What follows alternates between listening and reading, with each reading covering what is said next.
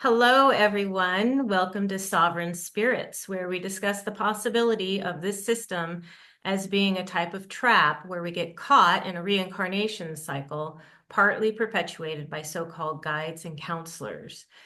And we focus on ways to transcend this cycle by remembering our true essence and using our intention in a willful and empowered way to manifest an afterlife as sovereign spirits. I'm Wayne Bush, and I'm here with co-creator and co-host of the show, Julie McVeigh. Julie has experienced over 100 OBEs since 2019, which prompted her to interview nearly 100 people who've had either a near-death or out-of-body experience. She began to recognize a pattern of manipulation and deception in the accounts, which then led her to investigate the soul trap theory. Yes, and Wayne first published his website, trickedbythelight.com, over 20 years ago in 2002, where he wrote about the light of the near-death experience being a deception, that souls are being recycled as energy. He revamped his website in 2012 and did his first public interview in 2014, referring to Earth as part of a prison system and loosh farm, language as a spell, the Gnostic demiurge and archons, life as a dream or illusion where we need to wake up from, and solutions on how to exit, such as going inward or quitting the game. In 2017, he pointed out many of the tricks and manipulations of the NDE and spoke more about the void or clear light as a viable exit strategy.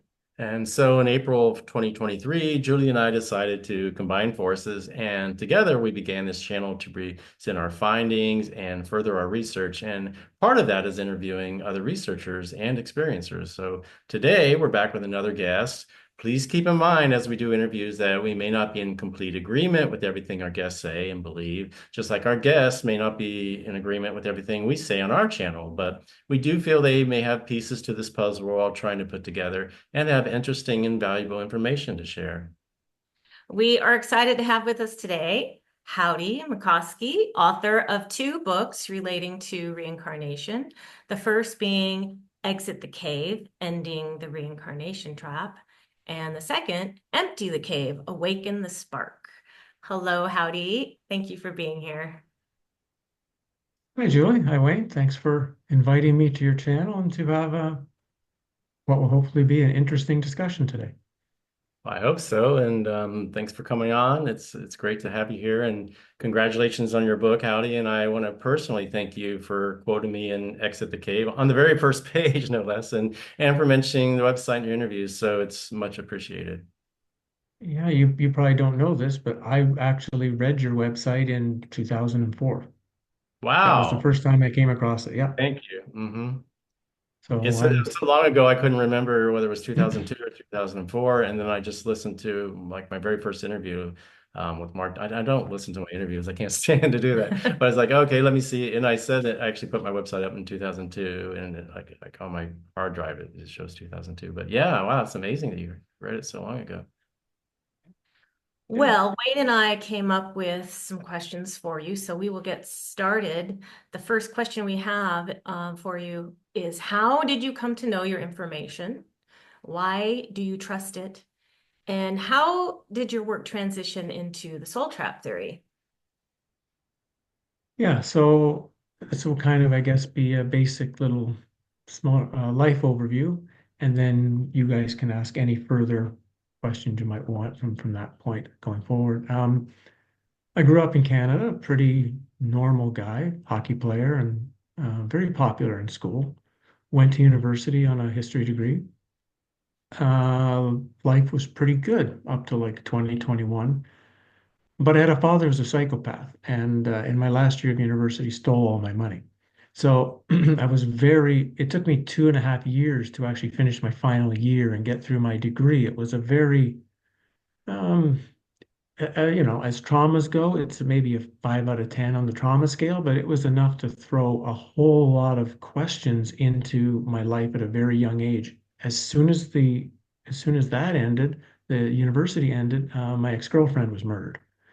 So right away, within like about 2 or 3 months, I'd had these two things just kind of hit me very, very hard.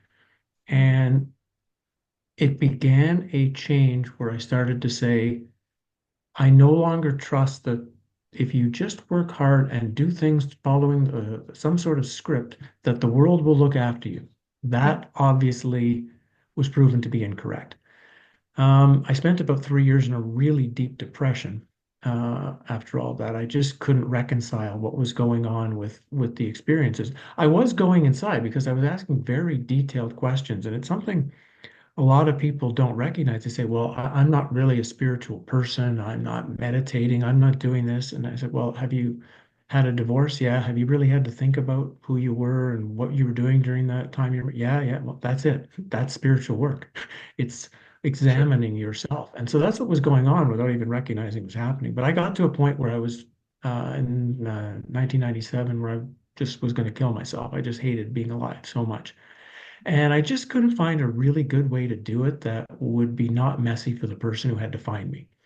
And so I was in this just state of nothingness when a television program came on pyramid building. And it was like an instantaneous flash of electricity, of kind of like ancient Egypt has a secret, and you have to go find it. And it began 8 years of really hard work. But luckily, as opposed to the, I don't know, 2,000 books I read during that period, I was really lucky that first I met a Qigong doctor from Beijing. So I learned Chinese medicine and Qigong from him. Then met a Korean monk, Byung-Chul Park, and spent a year with him testing reality. He was really teaching what we would now call exiting the matrix, exiting the soul trap, but we didn't know it at the time because it was beyond my even capacity to even contemplate this idea, right? I was still looking to how do I stop my suffering and start enjoying my life again? Yeah. But he was teaching at a completely different level. Um, I stayed with him about a year, and luckily, I wound up meeting three different medicine men, one a Blackfoot, one an Ojibwe, and one a Lakota. Spent time in all their reserves, in their sweat lodges, and learning native tradition for this time.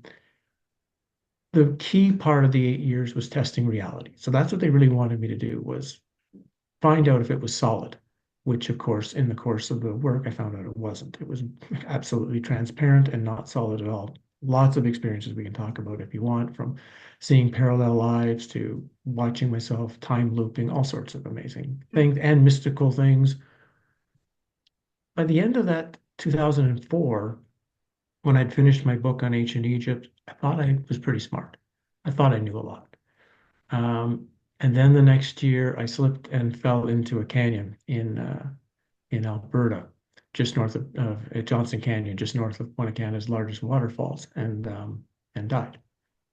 And in that death experience, I was very lucky because Howdie dissolved. Howdie was gone. What and what a in an Asian tradition would call the realization of emptiness is what happened. Everything was dissolved away, and all that was left was the witnessing awareness to see that, oh yeah, because I had found that reality was fake, reality was an illusion, but I was real. The great spiritual mistake, right? Reality's real, or reality's fake, but you're real. And that experience showed that to be incorrect. However, in the next 10 years following that, I went through periods of deep clarity and deep confusion. I went through a 10-year illness that was impossible for anyone to diagnose, to fix, to do anything with. And it really wasn't until 2019 when two books came out, Falling for Truth, which was about these experiences of this time in my life, and a book on the world fairs and the lies of history of the 1800s, that my illness started to go away. And I began starting to do this, sharing information with people again, which I'd stopped for a long time. And then 2022, Exit the Cave just kind of was birthed out of all of that time frame, all of that and began the things that Mr. Park had been talking to us 25 years ago now started to make sense. That it took 20 to 25 years to actually understand what he was talking about and Process what he thought. was doing. And so that became Exit the Cave. And then the new book is not really like Exit the Cave 2. This book is the combining of really Falling for Truth and Exit the Cave into a totally new direction, which is how to how to see what is even more traps from the idea of exiting this place into what is maybe the only thing you really have to do. And there's the short version of a very bizarre life, and you're welcome to go wherever you want to go with that. Well, if it's okay, I am curious a little bit about how you tested reality. If was this in altered states? Were you going out of body? No.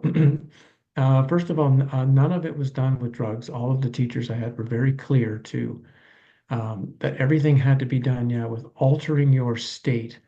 And while I did have out of body experiences, and while I did have all sorts of dreaming experiences, the main ways of testing reality Mhm. was mostly through walking.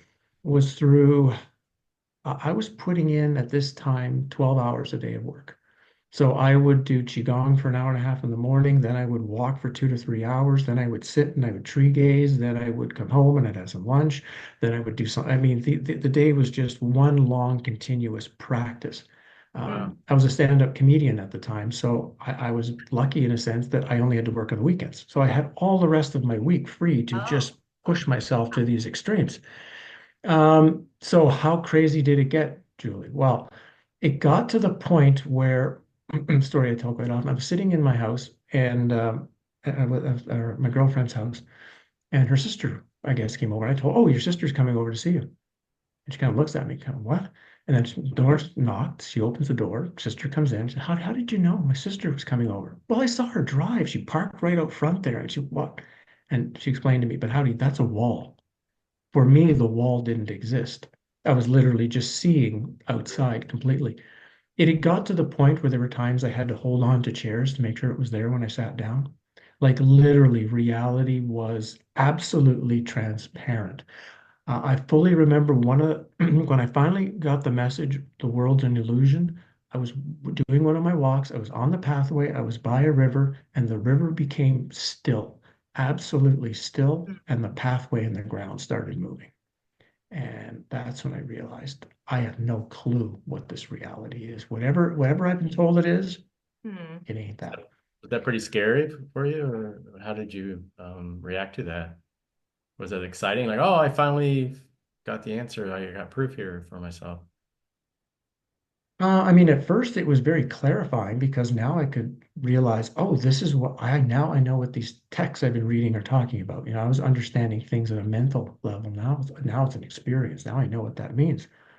But so many of them were so strange. Like another one, I was walking in my mother's town, and I would always walk the same street and walk to her house, and I always wondered, I've never been on the street over there.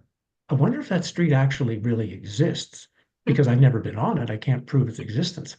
So I went over to walk, just turned really quickly to walk on the street, and as soon as I got there, it was silent, nobody, nothing going on.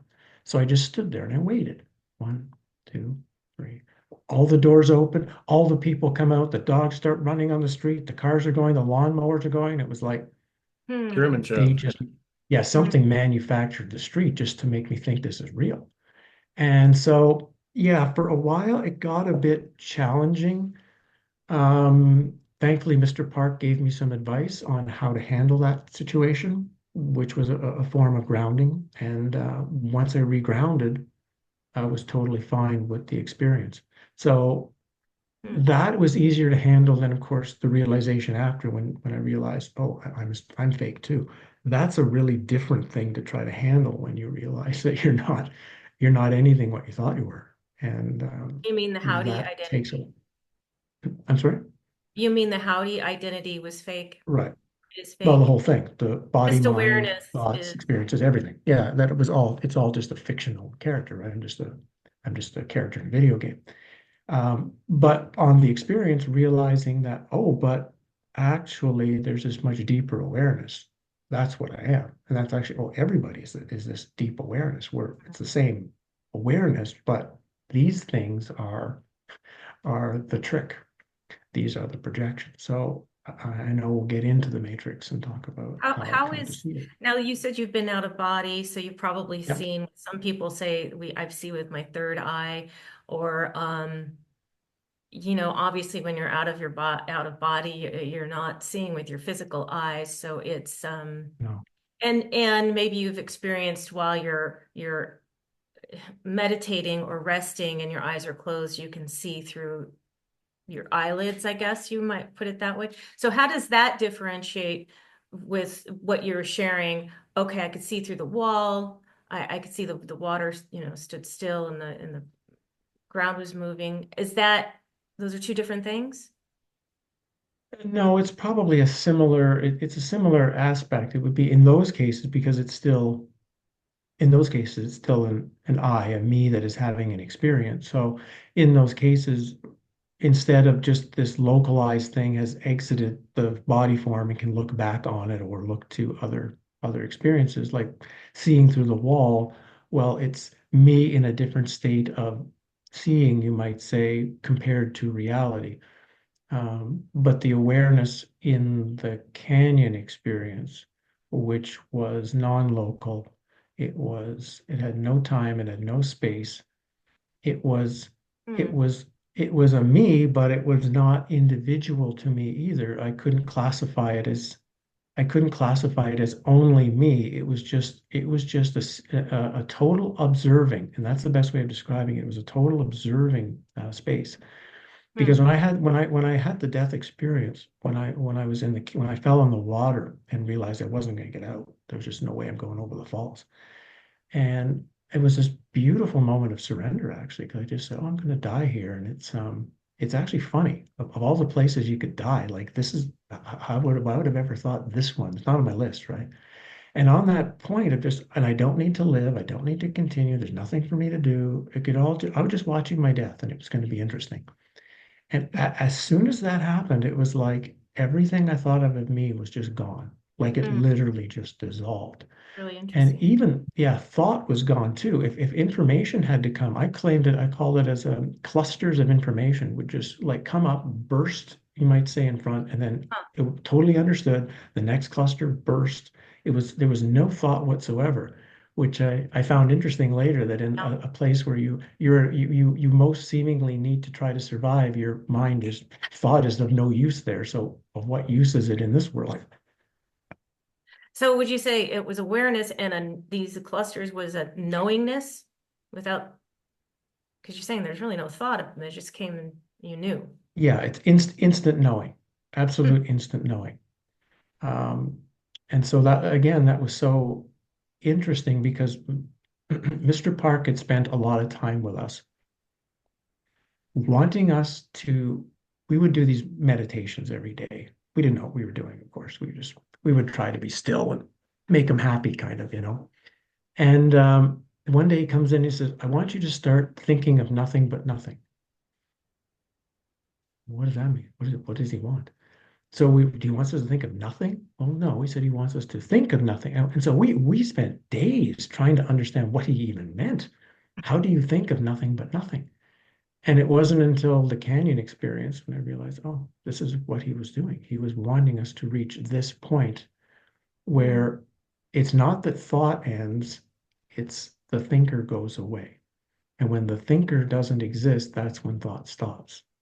And so it was very interesting how he was teaching us, how he was going through just little exercises that he gave us had these secondary layers that we had no idea at the time what we were doing, but later on we figured it out. Um, so I was really, really lucky to spend time with someone like this and see how he operated. You want, I can give you another story if you like one, just for you and the viewers with him. Sure. Yeah. So these German girls came to visit him. They were about 20, 21, very young. Came flew all the way to Hawaii, didn't have a lot of money. Okay, they arrived, called Mr. Park out of his room. He comes out and said, "You Germans, all of you, Hitler, all of you Germans, all of you evil, you should all be killed, all of you, Hitler." And he went back in his room. And of course, we're like, well, that was interesting. So the girls are stunned now, like, well, we can't, what do we do? We've come all the way to Hawaii to see a crazy man. So they go to a cafe and they try to decide what they're going to do. And some guys come over to hit on them, right? To start saying, "Hi, how are you? Who are you?" You know, and this girl just she goes, "Hi, I'm Ingrid from Germany," and she bowed her head down. She realized she put her head down as if like, "I'm from Germany, please don't hate me." They went right back to the house. They came back in. We got Mr. Park out. Now, this time when it came out, she stood up like really straight and clear and said, "Hi, I'm Ingrid from Germany." And he said, "Hi, welcome to Hawaii." It was like right away from day one, he was not going to let anybody play any game around him. And that was, we had that problem because you could never lie to him. It was impossible. And so we learned, don't even try. Don't even try to trick him. He knows. Right. He knows everything. And so it was this wonderful opportunity that took me kind of to where we are to talk about this now. Yeah, so well, after like all these experiences and all this time to reflect on everything that happened, like so what are your thoughts on who or what God or original source is, awareness, or are we independent spirits or consciousnesses that is like our own source with no beginning and no end? Big question. I guess yeah, to share that one simply, I guess I've come to see it more in a very Gnostic Cathar mindset, which is that there was an original um, totality or an absolute reality that they know and call it, the pleroma. And in this pleroma, there was some call it an accident, some call it an error, where a secondary creator manifested its own world. We would know this as the demiurge, Yaldabaoth, Lucifer, many names, right? Who Mhm. created this reality. Um, the problem with this reality seemed to be from these texts and seemed to be from my experience of this world all the way through in the because I used to call this a suffering pit of hell. Now I call it a pit of distortion. I think that's a better term of which suffering is just a part of a much bigger, distorted set of lies. It seems like and this includes like the Popol Vuh, the Egyptian texts, creation was not alive this creation, our matrix couldn't get alive after being started, right? And so something had to be brought in from that outside world into this world to create the living, to create the spark. And in my world, I feel that was now I see it as it's a celestial fire was brought in. Okay. And the celestial fire got this thing powered up, got it running, but the demiurge was smart. The demiurge decided to trick the celestial fire by breaking it into millions of small divine sparks, little tiny pieces of fire. And to me, this is one of the great lies of the spiritual tradition, which is oneness. This term comes out all the time. We are all one. I'm one with the trees. I'm one with the rocks. I'm one. And I kind of came to realize there's two onenesses. There's the oneness of the divine spark, of the celestial fire, the originality of that, what you might call the awareness of what we are. And then there's the entire matrix, all of it, every single layer of this place. That's a totally different one. It is a oneness, but it's a different one. They're not the same one. So as soon as somebody says my totality and the rock are one, matrix has you. The matrix has you. And Yeah, the it's matrix is to interesting. me, In the near-death experiences, a lot of the near-death experiencers describe the light as being a collective soul of all mm, humanity. So that's kind of that part of that one, where everything's interconnected in one. So that's like you're saying, the oneness, that false oneness, I suppose. Mhm.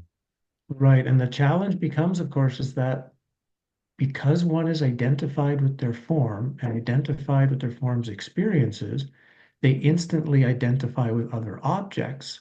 And so they're identifying with the one of the matrix, not the one of that of which is beyond this. And that I think is where a big trick happens completely from the moment we come in here. What are your feelings, if we can dig a little bit deeper on the pleroma or the true, I don't know what you would call it, true source or true God Yeah, that's outside of this? Is that a personal being or more of a neutral energy source? Or how would you describe this thing that is allowing this to happen, this right. distortion They call him leading the to suffering? ineffable father sometimes, but Yeah, and what's interesting to me was an article by Emil Cioran in the 60s, a Romanian philosopher. He called it he called the evil demiurge. And in his essay, he talked about an all good creator father would actually be unable to create because good has no ability to create. Good has no need to change anything. Good has no need to make anything different. He said only something evil could create. And so in this essay, the point was we live in this evil, awful world, but if there's a good God, why doesn't the good God fix it? Why doesn't the good God change it? Exactly. And in his essay, he would be saying it can't because it's all good. So in from that perspective, it sees no reason to have to fix anything. It would be like if you were with a new lover, you've just been dating like a week, you know, you're so excited and you're on the couch, you're together, it doesn't matter what else is going on in the world or anywhere. It's everything is perfect. Nothing needs to be changed. Nothing needs to be any different. And I get the sense that's what it's like outside of the pleroma. It's like this sense of, yeah, there's an error here, and it'll eventually it will correct itself. Eventually, it'll like just burn itself out, But it and which I doesn't think is sound what that will happen. this ineffable father or this being is like comparable to a father or mother or a parent that has a child. Doesn't sound like the you can compare it in that sense. Well, that's just how he was describing to get this idea of, well, why doesn't this absolute thing fix this insane mess, right? But if, yeah, as you guys would know, if you go into those texts, like the Apocryphon of John is presenting it as it's known as a father slash mother, what they name it. They don't give a name to the father, but they give the name to the mother, Barbello. Mhm. And this combined totality is how they created things which they did call suns, which again were male female combined aeons, right? These filaments of light. But in those texts, it's kind of describing like all that's being, I mean, I don't know, right? I don't know. There's no way I can know for sure. I'm just a guy here sharing some experiences from his life and giving Sure. some ideas for people to think about. I don't know. I appreciate But that it honesty. seems A like, lot of yeah, people. that matches very closely to how the ancient Egyptian creation myths are played out. They were always played out in male-female pairs that were at the same time were one, and in that one together, that was how a light or experience could happen. So it's very challenging to, yeah, try to reconcile from where our minds are. Well, then how did this thing, which every ancient text describes as a copy, a simulation, an error, whatever you want to call it, how does that come out of the perfect, out of the supposedly perfect absolute? And that is, I think, always where the ancient creation myths never give us enough information to be able to explain how do we go from A to B. The Mm-hmm. the presentation there is a bit simple. Right. Mm-hmm. And I was always intrigued by the Gnostic interpretation of all this and how, I mean, so much of what they said really seemed to hit home with me. Like, as far as this demiurge Yeah. creating, universe and this, evil type world that we're in. And the fact it could be like a matrix or a prison for our spirits. But the more I look at it, I start questioning, because when you read through the Gnostic text, it sounds so much more like more and more religion. Like this stuff Mm-hmm. is difficult to read. It's like so then I sort of like, well, how far do I want to believe it, right? Like they have some great answers. Right. Like, well, I'm going to trust their final interpretation of everything on it. And it's like I just don't know. Like you were saying, it's like you're just a man, you don't really know. And that's kind of where we're at too.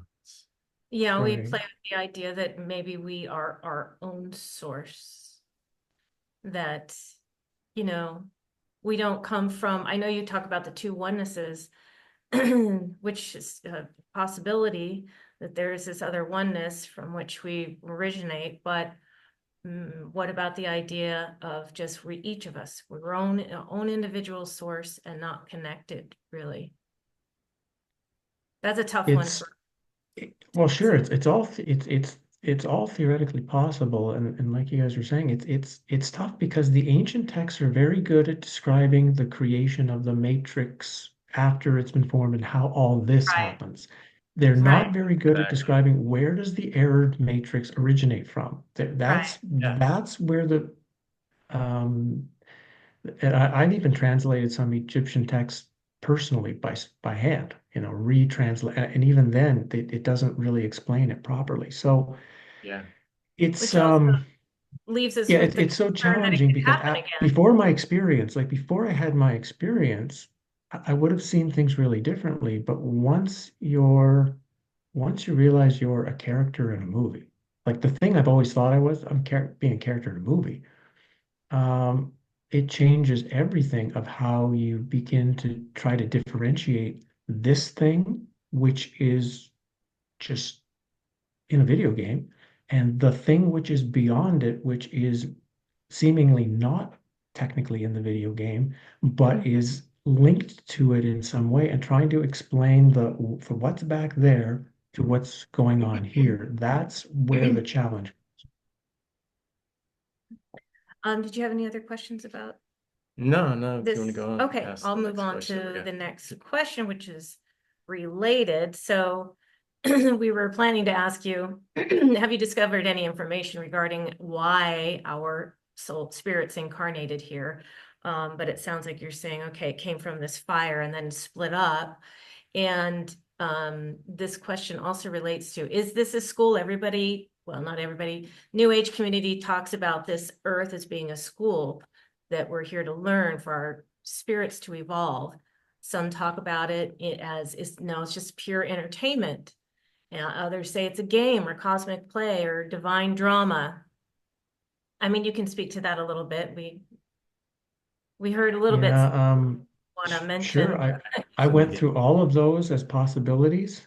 I saw none of them as being able that I could verify as truthful. There were always holes in every one of those presentations, right? Once you start examining it. Mhm. Um, It's not a very and good once, movie. If we volunteered as actors, it's like, why did I sign up for this part, and why is it taking so long? It's just so much suffering and horrific stuff going on. It's like it's like a horror movie. yeah, it seems like, and again, this is just an opinion on where I'm at, but it seems like the fairy tale of Sleeping Beauty is a very, very powerful one. So is Narcissus, so is Prometheus. Those three myths slash fairy tales are all giving us pieces of information on what's really going on here. So in the Sleeping Beauty case, we can have the realization that what we truly are is what's asleep. Mhm. And this thing that we've come to believe we are is a projection, right? Narcissus is standing over the water and is projecting the image into the matrix reality and then starts to believe the image over that which is doing the projection. But this realm can stay in its functioning as long as Sleeping Beauty stays asleep.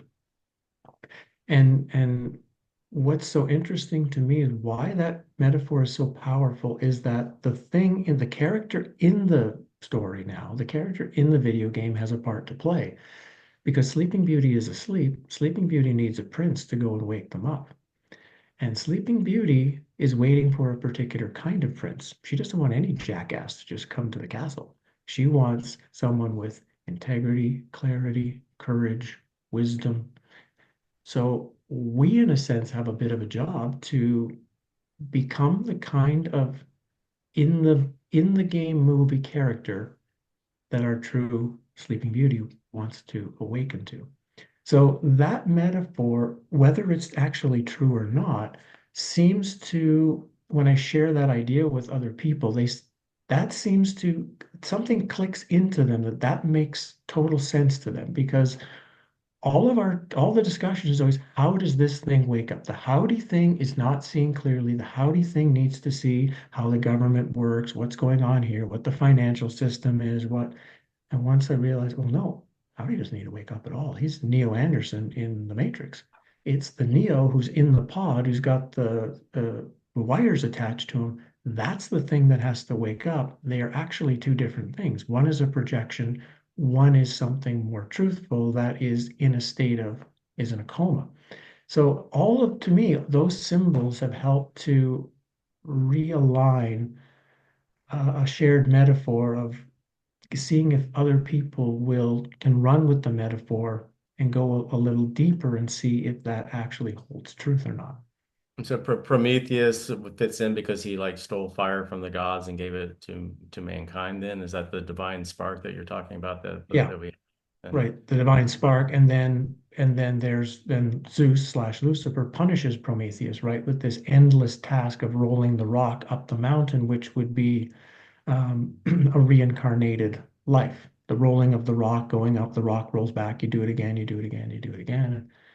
And in the course of my experiences where I found out I'm pretty sure I've lived thousands of lives in this individual body, that it's not just one life, go to the next life, go to the like a physical, it seems like I'm living this life hundreds, thousands of times, which would Mm, make sense even if someone wanted to say, well, this is a place of experience. God wants experiences. Well, even if that's true, then God would want 10 million run-throughs of this body. Why only have one run-through? You've got really limited experiences.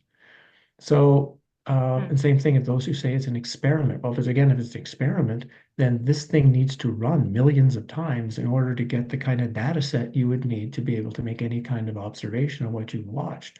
So the idea that it's one life, one experience, one whatever through, that I think is again part of the trick that's here to really scare people. Like if you make one mistake, if you just make one little error, it's mhm. all over.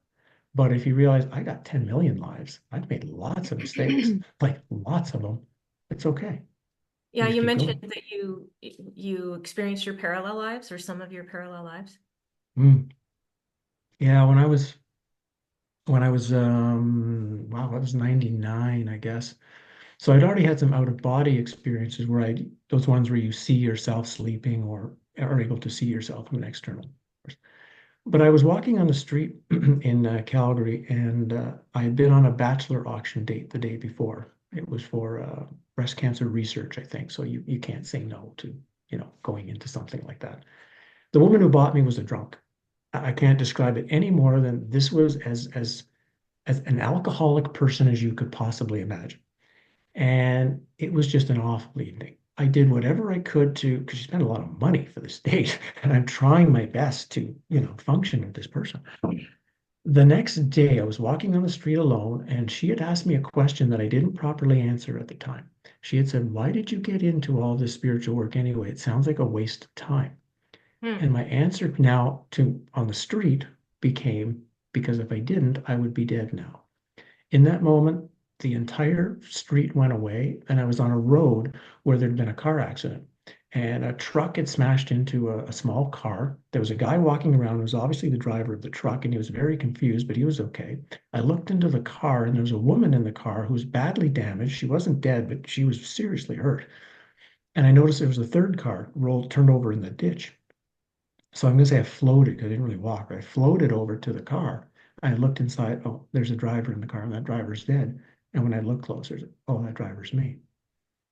And it was an instantaneous knowing of in another reality, whether it's a parallel reality, looping reality, at this Mm, exact time, I just mm, witnessed my death in a different reality. And then through some journey work and through some of the things the natives taught me, I was able to track that entire life.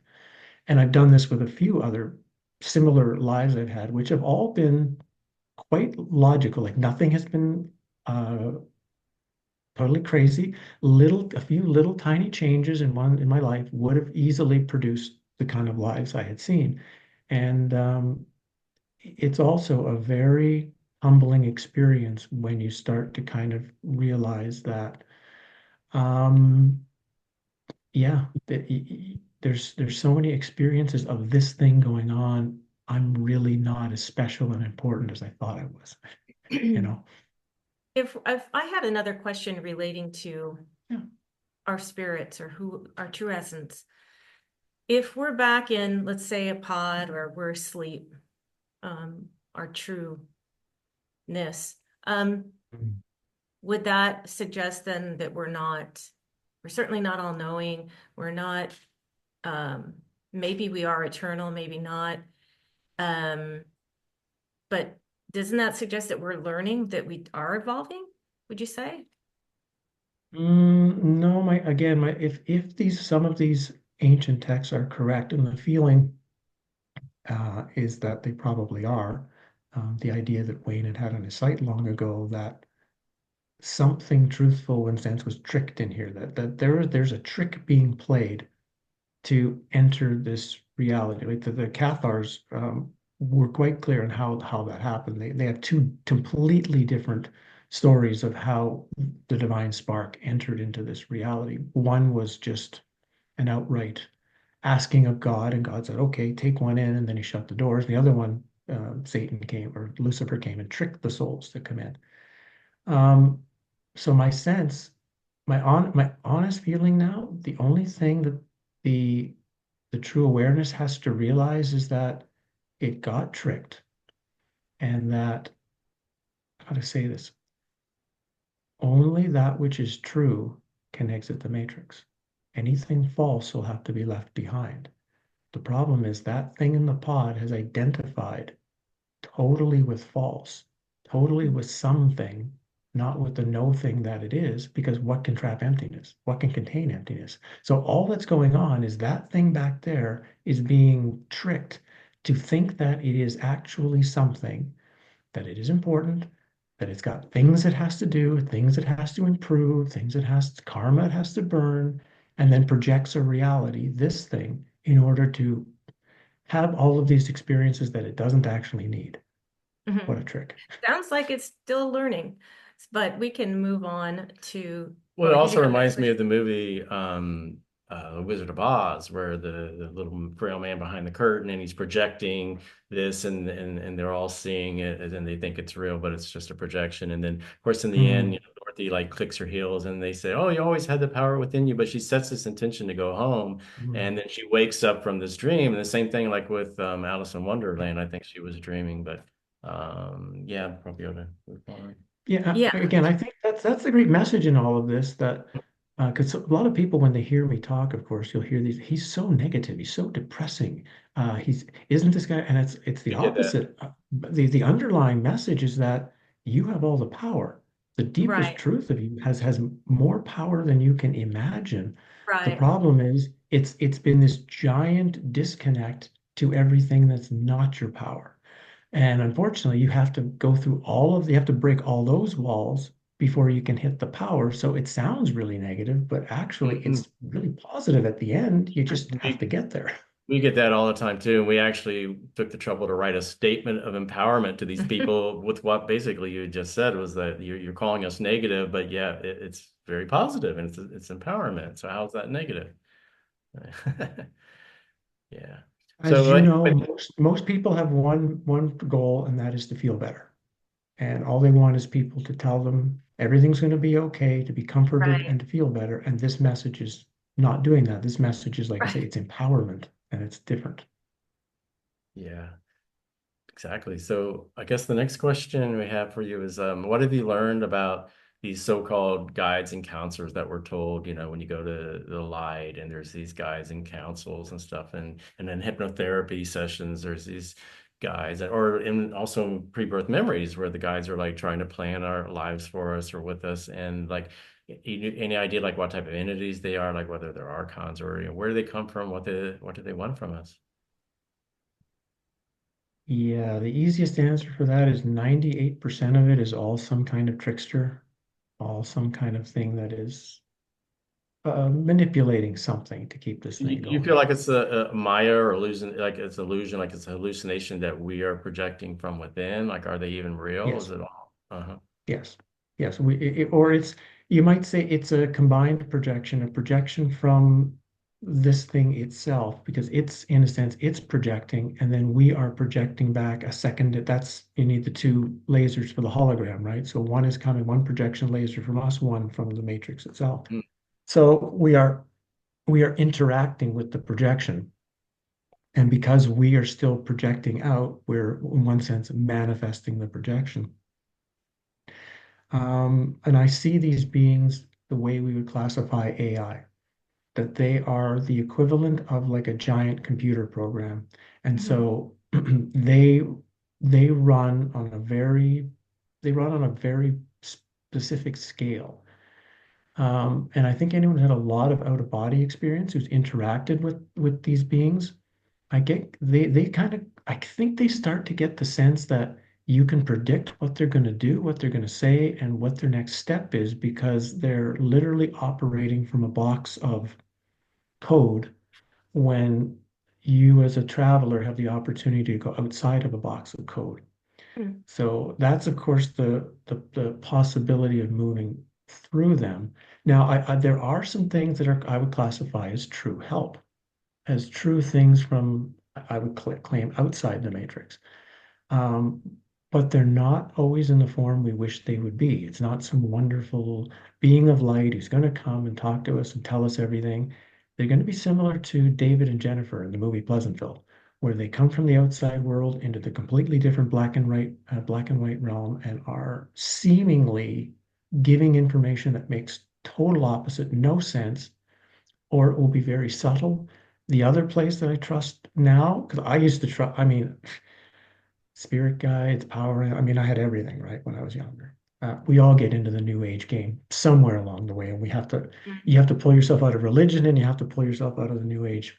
Um, but I've come to see still that if you can connect with the deepest core of nature, whether nature itself, a tree, a rock, an animal, because they're as trapped as we are, one way or another. They're also in the suffering pit, and so I feel there's a potential connection that if you're willing to have empathy and kindness for them and offer your assistance to them, they'll offer your assistance back to you.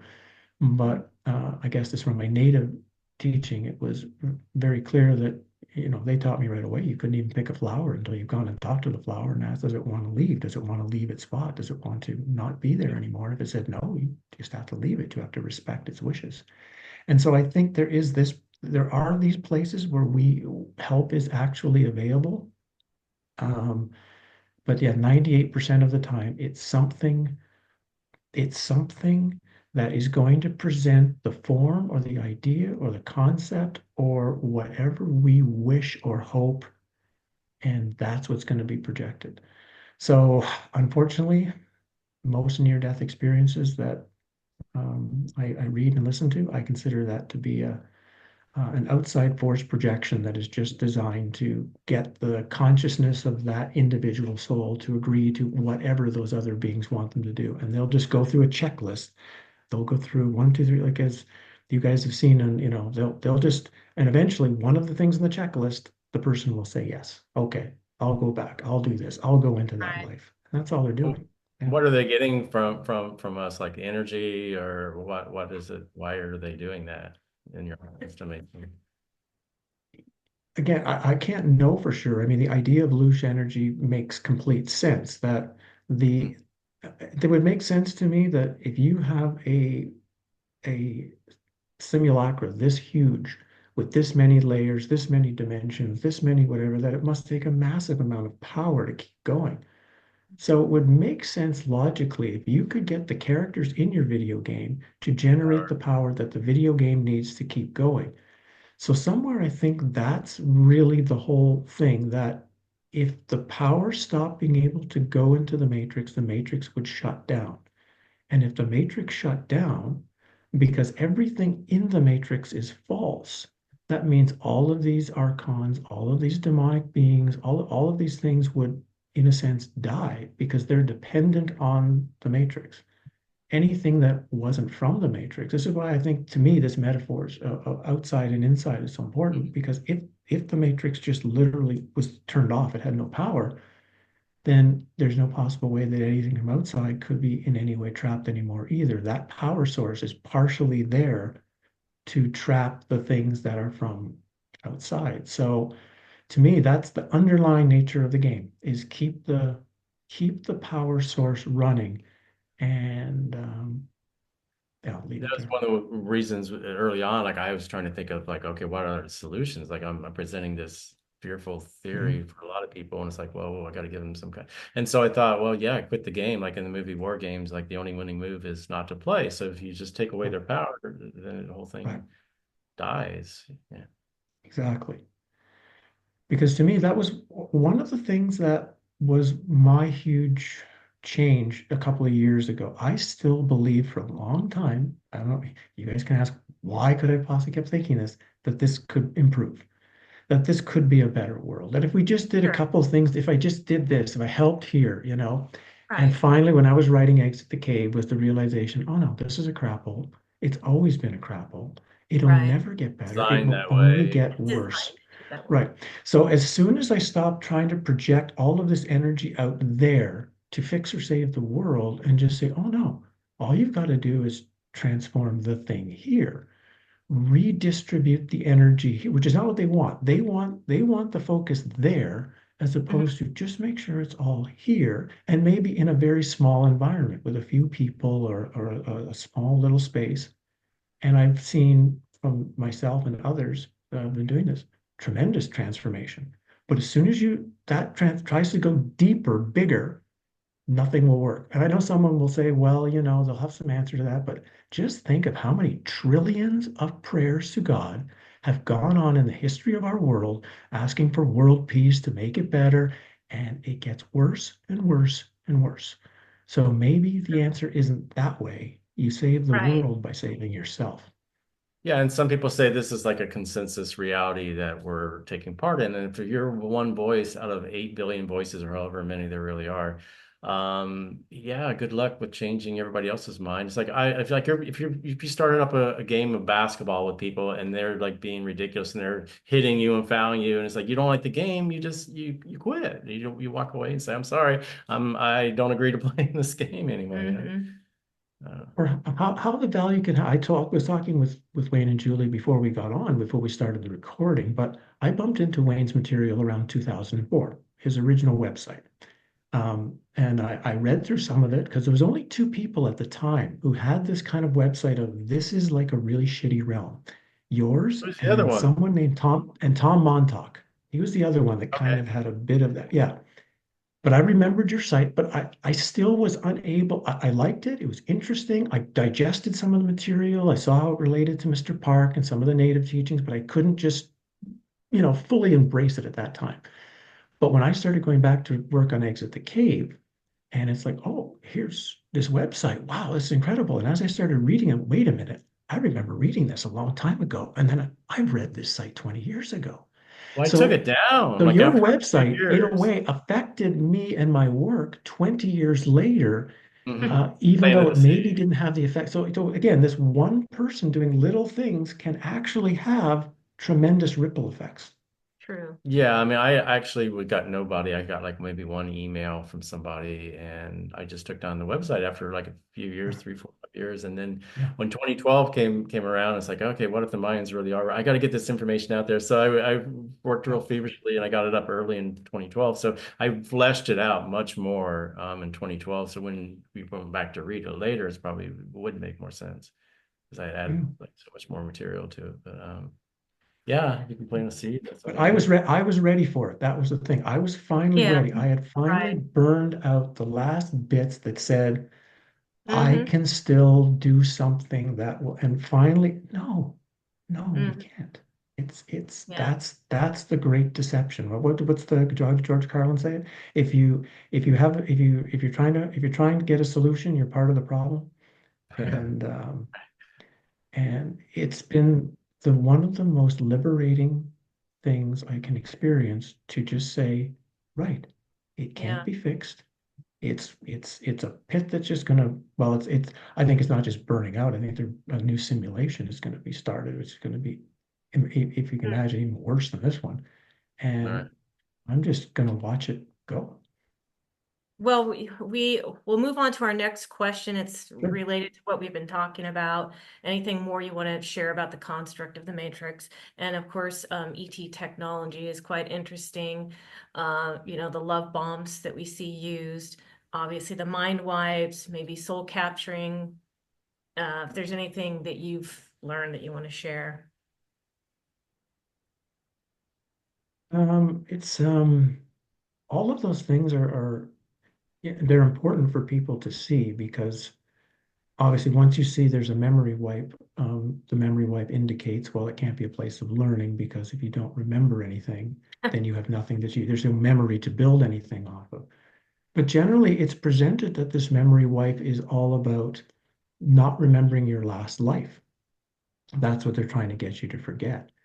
I've now come to think, no, they're trying to make you forget what happened after you died the last time. That the real horror, the Mm. real suffering of the experience is when the archons eat your energy. And that's what the memory wipe wants to forget. That however traumatic this experience is, that's 100 times worse. Mm. And because if we could remember all those times, we would be done. 100% we would do whatever it takes to be finished with all of this.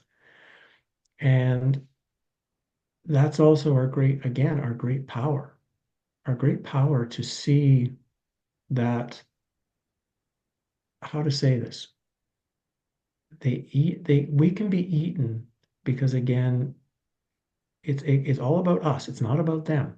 It's because we're still identifying as being someone that can be eaten and that something can have authority over us, right? This Mhm. idea that there's Right. still something out there that can control and have power. And I left this little piece at the end of the third chapter of my book, which is, and I know you'll get to this, you're asking how you exit the matrix, but you, in a sense, you don't really exit the matrix.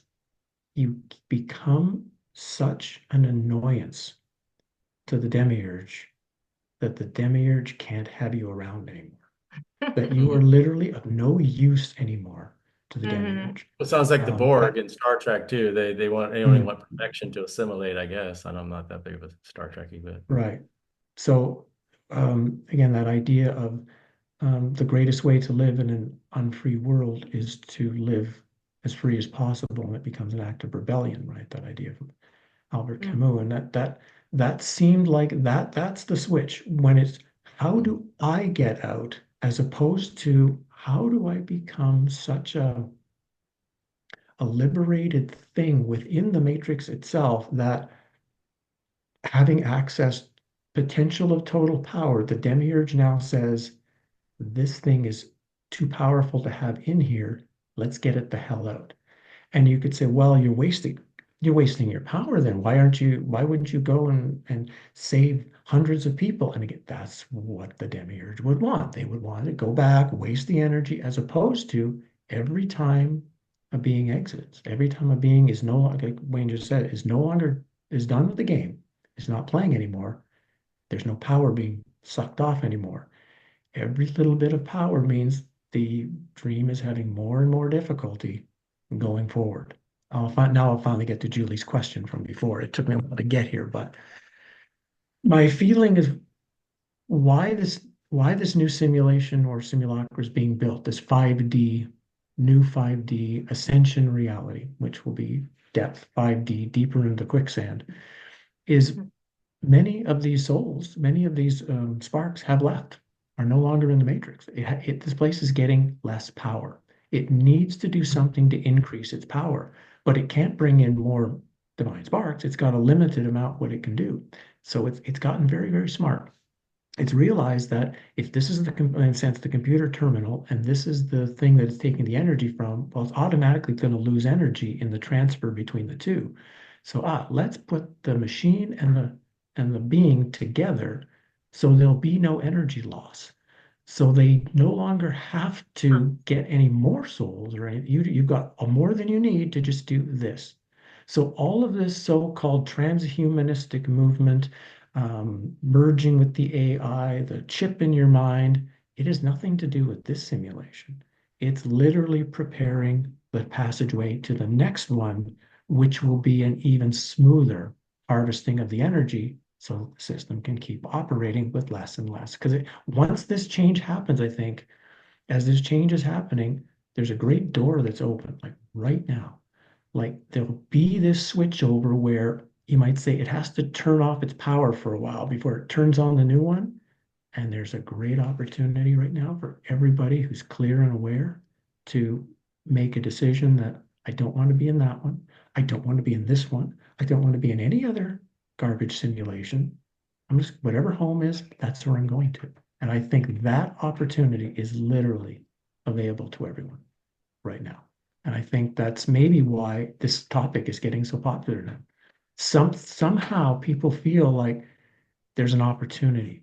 This subject is true and there's an opportunity. And I get the sense, well, I guess that's why I'm still talking about this stuff and haven't just gone to live in a mountain somewhere and just left all this behind. Mm. Oh, nice. Yeah, So yeah, then for this is a sure. good segue into the final, well, basically the final question for the most part is what do we need to do at death to avoid this reincarnation cycle, like you're saying about getting out? I mean, what is it? Is it a level of consciousness at death, or a use of intention, or afterlife affirmations relate to our ability to exit? Like, should we go to the void? Is there importance to ideas such as healing, soul retrieval? I mean, what do we do? My feeling now is if you like get to the other side, if you hit the white light or if you hit any of those things, it's too late. It's Mm. too late. Right. That the work has to be done now. And this is the opportunity where you can not just know what you are, because that's still in a mental state. You become what you are. That's the change. Once you have become the truth of what you are, Mm. this place really can't hold you. And therefore, it doesn't matter what trick would be thrown at you, you just wouldn't accept it. You just wouldn't accept it as real. You would know it's no matter what you're getting thrown at, it's a projection. So that experience of emptiness, it's not the exit out of the matrix, but to me, it's the doormat that the soul will wipe its feet on before it goes through the door. It's like that what I guess what you'd be calling the void. That void is like this, which is Mm. not void. It's no Everything. thing and it's everything at the same time, right? It's these, yeah, it's these both sides together. Just everyone likes the everything side. They're not as excited by the no thing side. But that's like it's you're still in the matrix though. You're still in it because as Karl Rand's a German gentleman explained to me once when I was over at my house, it was as as long as even if you're in the void, in the nothingness, and you're experiencing the nothingness, there's a person or a thing experiencing the nothingness. That's two, that's duality, and eventually something will happen to generate a three, and you're back into the matrix. So there actually has to be the extinguishing of the experiencer in order to end the experience of the matrix. So Mm. twinning that around to the question, it becomes this sense of rooting out every little piece that the matrix could still use to, you might say, pull you back. Do you still have something you want to do? Do you have something that you still love? Do you have something you still hate? Do you have something that you still, is there still something that could be put on a plate in front of you? Mm. Like if somebody says, hey, remember that girl you didn't date when you were 20? Well, how about we'll give you that life where you can now live with them and you'll be married and you can have this. Oh, and if somebody might take that, somebody might do something else, somebody might want revenge on somebody, someone might want to, well, we'll give you the chance to experience all the knowledge that's possible in the universe. We'll set you up in this beautiful cloud and you can, You got to let go if, of all the attachment Well, and how do you unfulfilled desires. live? right, if How do you any, live as a spouse or as a parent and at the same time detach from that in a sense? Ultimately say, okay, I'm not attached to this and I won't be controlled by this after death. it's once you know that there are no children and there are no spouses, all But how do projection. you live practically with your spouse and at the same time know that Right, there are no spouses? right. It's a sense of realizing, but I'm an actor on a stage play, and there's a particular things that this human character is supposed to do. And so that's part of self-definition. We figure out what this self is supposed to be, the material self first, so that the material self can live the way it's supposed to, almost as a type of robot most of the time, and no longer us fighting the robot. Things need to be done, dinners need to be cooked, things need to Wood, carry happen. The water. garden needs to be tilled. Feel Yeah, compassion and empathy and still have that ultimate right, detachment. Is that possible? right. Because that's a key Schopenhauer philosophy, which is once you find out you're living in a world of suffering, that means all the beings within it are suffering. So the greatest response to that is extreme empathy, which is different than compassion, because compassion is, in a sense, already there's a sense of it's something wrong there, it's bad. But empathy is we are both suffering Right. creatures together in our own Mhm. ways. It's a very interactive thing. So just because I know they're all projections doesn't mean I don't have. In fact, I have more empathy than I could have ever had before. You can't really have detachment without empathy. They kind of both go together. And so it's easy to start living completely and totally when now the fear is gone. Because prior, when I still thought this was 100% real, then there was always something that could, oh, this could hurt me. This could change me. Oh, what would happen here? Oh no, this is, there's always something to be afraid of. And once you're, well, here, I'll explain it. The problem, the trick becomes to see that, okay, you're an actor on a stage with everybody else. We're all actors on a stage, but we eventually move to being the sitting in the theater, watching the stage play, Mhm. not in one sense identifying what happens, but the character is still on the stage. That's people somehow think, oh, when you go into the audience, then the character you've left and you're just some sort of disembodied consciousness. Well, no, the Mhm. character just continues. It's just you're remembering, oh yeah, I'm just an actor in a play. And so what happens is not critical anymore. It's not, I don't need to win anymore. I don't need to succeed anymore. I don't need to fear losing, or when before that was my whole life. My whole life was making sure I'm succeeding, making sure I'm not Right. embarrassing myself. And all of a sudden when you can pull that away, and then you can just, what needs to be done in this moment, what needs to be said in this moment, right? You do that, you say that, you be as helpful and as of value as possible, but what happens to it is beyond my concern or beyond my control. Yeah, you don't want to be so engrossed in the movie that you forget who you are while you're watching the movie. Like, oh, wait a minute, I Right. paid money to come see this movie, and I got so wrapped up in the story, I forgot about it Yeah. all. And so, would you And consider I'm, that the void that you're talking about, which I guess the Tibetan Buddhists would talk about the true nature of your yeah, being? Do you call that the clear light? Like, clear there's a light. Yeah. difference between the white light that the near death experiencers go to and the clear light, right? That's kind of Right. what I found. You agree with that? I would agree totally, because I've also done some Dzogchen Buddhism, Hmm. which again, yeah, their idea is to reach this clear light, which is really the void, with the idea being that if you don't have everything done yet when you die, but you have this training to instantly go to the void, that if you're not sure what to do, well, that's the best thing to do, at least according to a Dzogchen Buddhist. That's the least likely, that's the place where it's the least likely they can get at you. And you have might say you have some time to kind of figure out where you are. Mm. Because that's a challenge that anybody listening to this would obviously probably recognize, that when death actually comes and the shift goes from body to no body, it's going to be confusing. If you're not prepared for it, if you haven't been in that place, it's going to be very confusing. And so when you're confused, you're easier to manipulate. And like you talked about the white light, which is really just a gigantic, powerful feeling of love, which the average person who's lived a life on suffering earth is just begging for some love Mm. their whole life to feel better. And all of a sudden they get more than they can imagine.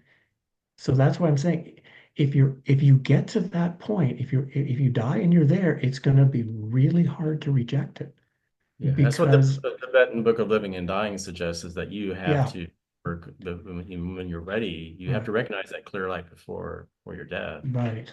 because Yeah, it's so it becomes literally automatic, that it's just there isn't even a there's no it's no thought. It's automatic. You're in the void, Right. and then hopefully you're wherever the next point is from the void becomes very, very clear at that point. So I think that's why they called it clear light. Mhm. because it's not necessarily a light. Clarity. It's an awareness that has clarity, has this, similar to the way I was talking about these clusters of information would just come up and it was Mhm. automatic. I think that's a symbol of what the void would be like if you are totally disengaged from mind and form and body. That information should be instantaneous, and then it's just the sense of following it. Now, once we're out, how do we make sure we never get ourselves into this position again and have these mind wipes? I mean, if it happened once, can it happen again? I hope not, but something brought I guess the only hope would be that when we returned, because again, Howdy's not getting out, right? Howdy doesn't go anywhere. Howdy's like a car that this awareness is borrowing. And eventually the car's going to just get parked in the driveway and kind of a one time remembered, yeah, I enjoyed that car for a while. It was great to have, and I'll be forgotten. This thing will be forgotten. Um, so actually, to me, exiting the matrix from our standpoint is the most selfless thing we can do, because the thing that will actually exit the matrix is not us. And we are spending all of this time and energy, if it's really going to happen, for, we might say, a truer form of us, but not the thing we've ever known. What Mhm. happens after that? I mean, I don't know. And we never got to that stage with Mr. Park. Mr. Park, he had three stages of teaching, and he kind of, none of us were at stage three, so he never told us what the third stage was, which I would Mm. assume is this final part, but he did give us a clue. And the clue was, you listen for the cosmic sound that pulls you home. He said there's a particular sound, and it's interesting because in the book Path of Masters by Julian Johnson, right? He also spoke of the same thing, of this. He called it, I can't remember what he called it, something like the cosmic sound, that Mm. we've been so used to our eyes or feeling that the ears are the one sense in this body that we have usually pushed to the bottom. And it Mm. was kind of like Mr. Park wanted us to turn that around so that the sound becomes the main focus of how we're going to navigate in the after death reality. Mm. A Interesting. lot of religious teachings, it all started with sound and before Yeah. light. Right. And it's interesting. Spoke into Mm. It's not, is it the sound Om or something like that, or something completely different? It's more of an inner No, knowing. he described it, and I've heard it a It's a few real sound? times. Like you're Yeah, saying the clear it's light is not really a light or no, it's like he described it like a hum of a computer, but very light, okay. but not like tinnitus. Tinnitus has, when you have that, when the ear ringing's there, there's like, you can have sort of an electrical sound, but when I've tapped into certain times with Mr. Park, it was different. It was totally unique. And I don't know whether it's something from outside the matrix that's like a homing signal, or if it's like the core energy source. So I don't know if it's like, oh, this is the sound, and you get to the final point and then you realize that's the last thing I have to let go of. Mm. It's like the battery of the computer symbolically. It's like, okay, that's the last thing I have to go To me, past. it I'm not almost sure what sounds he like it's meant, still but external. It still to me sounds external, and I'm a little leery yeah. about that. I want to Yeah. be No, with it. I would think at some point it just, the sound would go too, right? Because it's also projection. So at some point, but Mm. the idea for him was, if you're relying on feeling, sight, any of these other things, probably the trap is easier. But if you're relying on sound, I don't know. I mean, you guys have looked through thousands of near-death experiences. Has there ever been a near-death experience that's only been related as sound, where there's been no other sense experienced by the person, where only Not sound? that I'm aware of. I've been to a lot of near-death meetings where they actually were talking about this sound, like, and we brought up tinnitus, but it's not that. And it's like they called it like a clarion call or something like that. Mm. But Mm, but no, I'm not aware of any experience that was just sound only. I mean, I think even like blind people and deaf people, once they have their experience, they can see or Yeah. hear, so that's, I don't know. It was just one of the many things I've taken out of my time with him, which I don't fully understand, right? Mhm. And it reminds me too of various sweat lodges, because once you're in the sweat lodge, all that's left is sound. You're in complete darkness now. You are Right. all that's left is the sound of the songs, and then eventually the sound of your own prayers. Mm. So again, it was from just working through these experiences of my life, well, maybe the sound has more importance in this work than we've ever thought it was. We put all our focus on these other things, but we haven't really put the focus on sound, and maybe that's what we should do. Well, there's a theme that runs through a lot of songs and esoteric movies and things like that. Like, and it's more of a like a wind, like the wind in the willows, Mm, and the great god Pan, they call it, and this the flute, and it's like you're waiting for the piper to call you. But to me, like the right. piper is the devil. But like you're saying, if there's a false and a true, then maybe that's the false one, and there could be a Mm, true one if everything is a copy. Right. It's just so hard to know. I know. Or like the movie They Live, where the cover was being put out by that frequency Oh, from the the signal. tower. And so Mm. he had to eventually blow up the tower to stop the frequency, which again is a type of sound. So Sleep, that's why I sleep. wasn't sure whether it's a sound that in a sense you follow like truthfully because it's totally there, or if it's the last part of the matrix that if you go to Mm. there, you're literally now you've hit the end point, that sound is literally the end point. And if you can turn away from the sound, there's nothing left to turn away from. Like that's it. I'm not sure which it is, but something tells me Yeah. that's highly likely true. Well, Howdy, we're reaching the end of our time here, but we wanted to leave, the last words with you. If there's anything else you feel is important, that you wanted to add. Um, I guess no, the only thing I wanted to just say again is that people like you guys have really put a lot of understanding into people, and to really start questioning what is this reality. That program that people had, God is love, it's a school, everything's gonna be okay, we're gonna just it's all karma, to Merge with finally source. start yeah, beginning this process of like that might all be a load of crap is been so powerful to help so many people begin to start saying, okay, back to square one. I really don't know what's going on here. So what an opportunity to step back and start fresh again.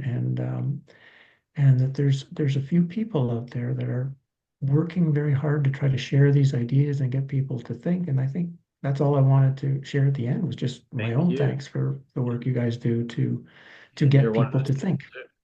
You're one of those people too. So we thank you so much, Howdy, for being here today and sharing with everyone. And we'll put your links in the video description. Thank you, Thanks. everyone, for watching. This has been Wayne Bush and Julie McVeigh with Sovereign Spirits. Yeah, and if you enjoyed this discussion, of course, please give it a thumbs up. If you like this type of content, please subscribe, share the information, click on the bell icon so you're alerted to future videos. And we hope you're having a wonderful day or evening, wherever you may be. And always remember to Stay stay sovereign. sovereign. Bye, everyone. Bye.